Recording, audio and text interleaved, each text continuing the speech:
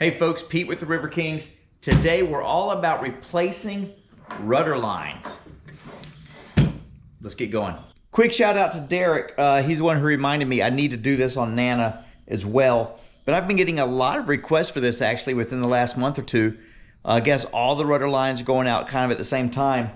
My rudder lines are still good and still got a lot of use left in them. However, this is one of those things that's better to stay on top of because there's nothing more annoying than whoop, on a trip and something goes, a strap and your seat back collapses, or a foot peg strap, or a rudder line.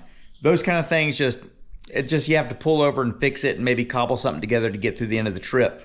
So every so often, kind of just do a routine once over on the boat. Check your straps, your deck lines, or your bungees, steel bungees. Sometimes they give out and you have to replace those every few years. But yeah, the rudder lines, it's a little bit more complicated than most of the other things. And let's get to it. And I will say, whenever you're going to replace the line here, go ahead and take the whole assembly apart, clean any grit and sand out of there. It'll keep it actuating a lot easier. You can just hear a little friction there. Best to be expected. What we want to do is get that running as good as possible. And if you're hard on your rudders like we are, sometimes they're not perfectly straight after a trip. And sometimes I need to file them down after they've picked up a lot of rocks. So yeah. Start out by taking these lines off. If you're a little confused as to how your particular rudder works, pay attention, maybe even take pictures of what they did there with the knot. Maybe it's right, maybe it's not.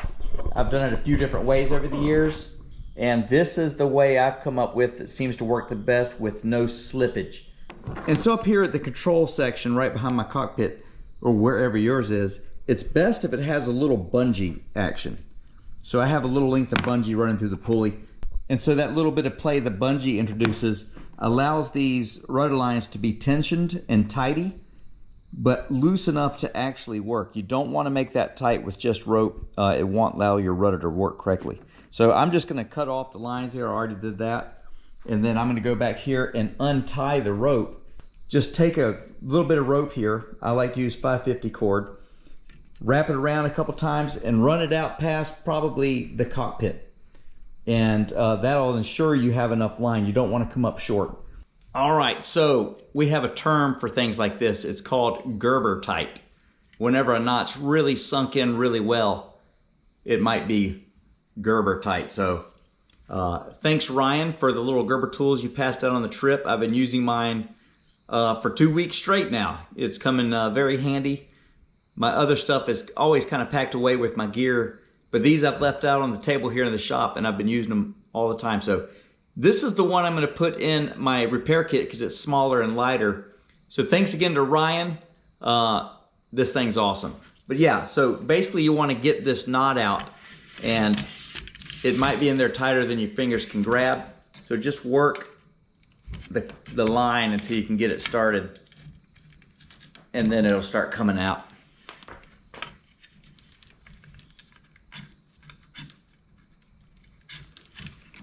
All right, so that's one of them.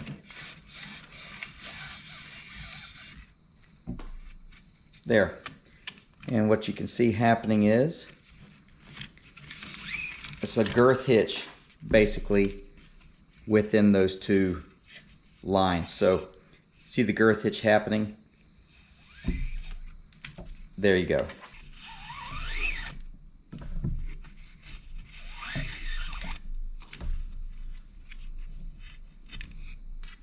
Okay folks, I've cut the rudder lines off, and before I restring it, the first thing I want to do is take this off and straighten out this rudder, clean up the assembly there. It's got a little grit and sand that happens over time, and the rudder itself is a little crooked, so I'm going to take that out, straighten it out with a hammer.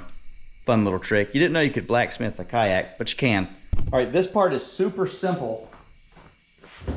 You just need your handy dandy Gerber tool, grab the lock washer and a screwdriver and take that off, and it all comes apart. Put your hardware in a good place where you won't lose it. All right, now be careful. There's 4 pieces here: the rudder, 2 washers, and the little spacer bit that goes in there. So there's a spacer washer. there's a little center pinion point, and then the other washer on the back side. So let's go clean all this up. All right, the River King World headquarters is in a little disarray right now. Oh, that hurts my feelings. But I'm in the middle of putting up a pegboard wall there, and I just got a tool cabinet. So I'm redoing all this at the moment, so bear with me. I just have enough space to bang this rudder straight. So as you can see, these things take a lot of abuse on our trips. And this one is mostly straight, but yeah, it needs a little help down there. Ooh, that side's a little crooked. I don't know if that comes out on camera. Maybe see it better from this way, but yeah, we're gonna straighten all that out. All it takes is a few taps with a hammer.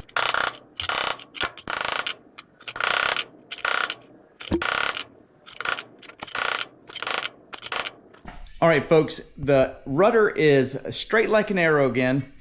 And I love these rudders because I've bent one of these almost in half once and was able to bend it right back out on the trip. If it was fiberglass, it probably would have broken and I would have been without a rudder. But these aluminum rudders just take a licking and keep on ticking. All right, so we have our two spacers and that centerpiece, and that's what the screw goes through. And then make sure you have it the correct way. You don't want to put the rudder in upside down. And just line it up with your hole there. I've actually drilled a different hole out because it worked better for me with a different hole position.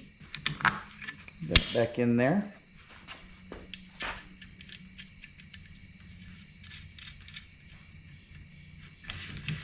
It's important not to over tighten your rudder for obvious reasons. You just want the lock washer on there and locked, but you don't want to actually bring any tension into that rudder. You want it just tight enough where there's no play that a rope could go down in between the pulley and the frame there on either side. So that looks pretty good. Nice and loose, and cleaned all the grit and sand off, so that looks fabulous. All right, so I've got one hole a little smaller than the other. And what I want to do is run the bite, which is dead in the middle of this cord, through the small hole. Just kind of push it through there.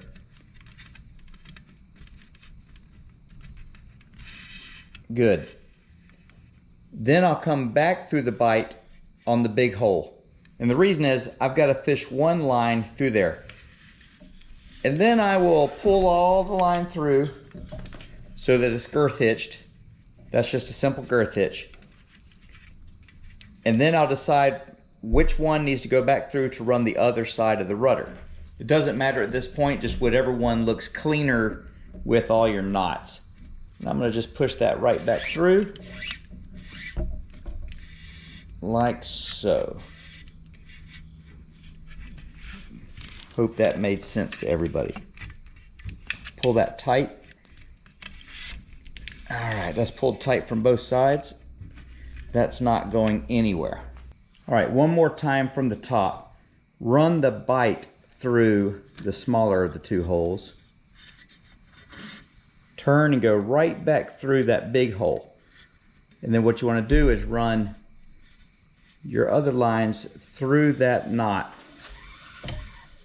You're just making a girth hitch, just like that. And then whichever one makes sense, for me it's the one on the bottom.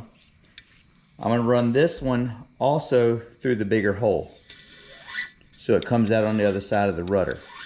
And the reason is there needs to be a line on either side of the rudder to make that work good. And then just tighten that all up. Make that girth hitch nice and tight. Good. So now there's no slippage in that knot. You don't want that to slip whatsoever. And one of these ropes is going to run one way around the pulley, and on the other side it's going to run the other way. And that way, depending on which way you pull, it will actuate the rudder up or down. I gotta tell you, this is one of the harder things to make a video on that I think I've ever done. It's really not too complicated, but it's just a tight, confined space, and it's hard to articulate exactly what I'm doing, and I hope it shows up on the video. But I can see where, if you haven't done this before and you're unfamiliar with the setup here, this could be a little confusing. All right, so I've had my clamp on the rudder to keep it from moving up and down. I'll take that off and show you how this works. One line's on one side and one line is on the other side of the rudder. There. Now, if I pull this rope, it's going to actuate the rudder up. If I pull this rope, it's going to actuate the rudder down. So we got that part. But look, down inside there, I guess you can see that. There it is. Down inside there, there's that little bar. Both ropes need to run under that bar and then back out over the top to come clear. So let's do that next. Right, here they come. We'll do one, then the other. There's one. There's the other.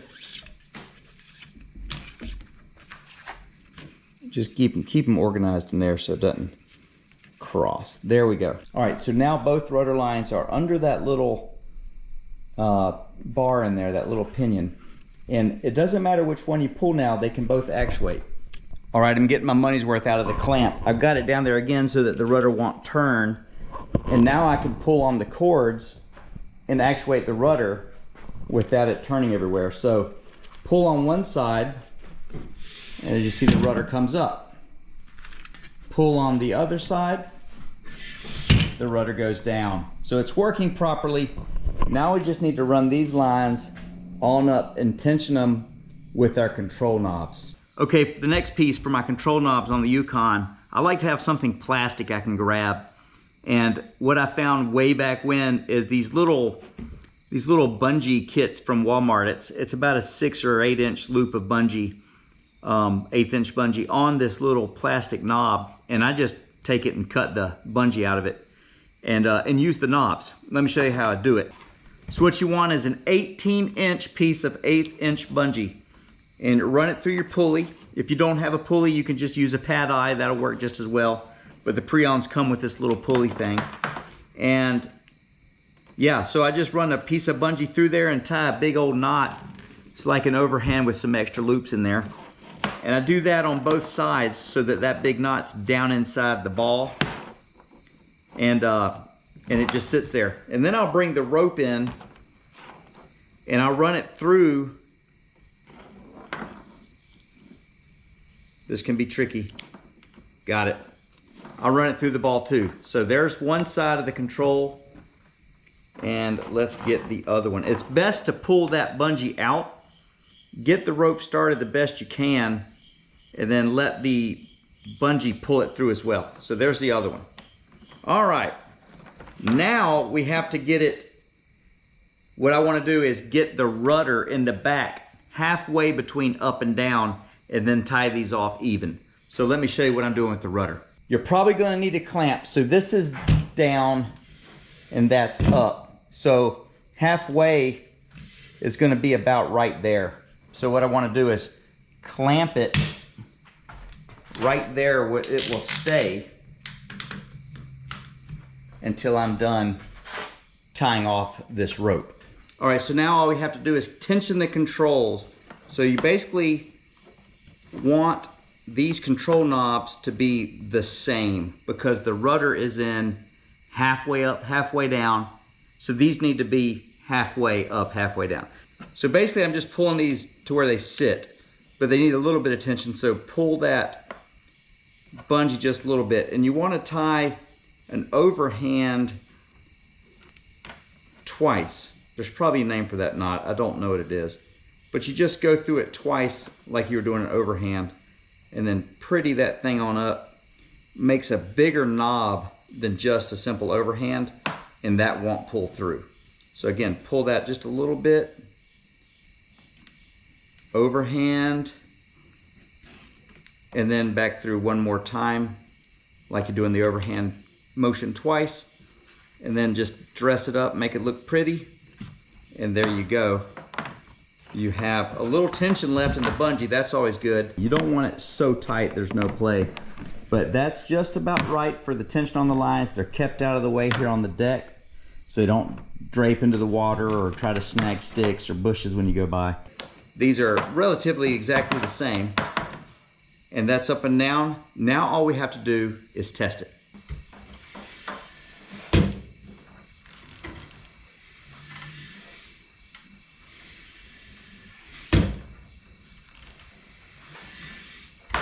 So the only other thing I like to do is hit it with a little silicone lubricant, let that work its way in, and it runs even smoother. All right, the rudder is just flawless. It sounds great, it looks great, it's working good. We're done. The only thing left now is to cut the tails of your rope off and burn them so they don't fray, so let's do that.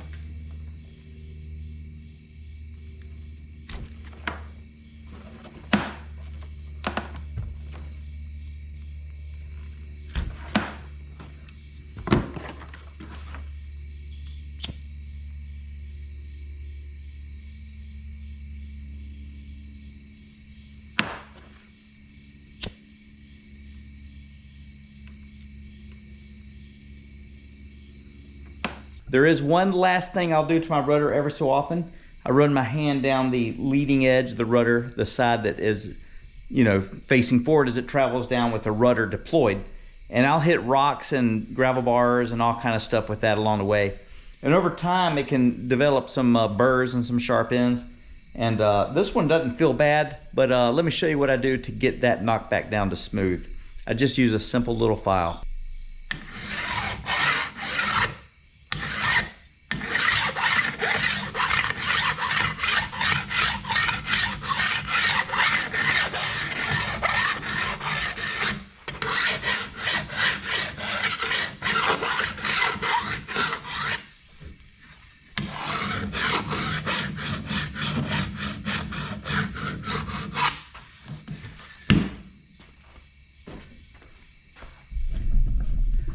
All right, good as new, no sharp edges. Takes just a quick second.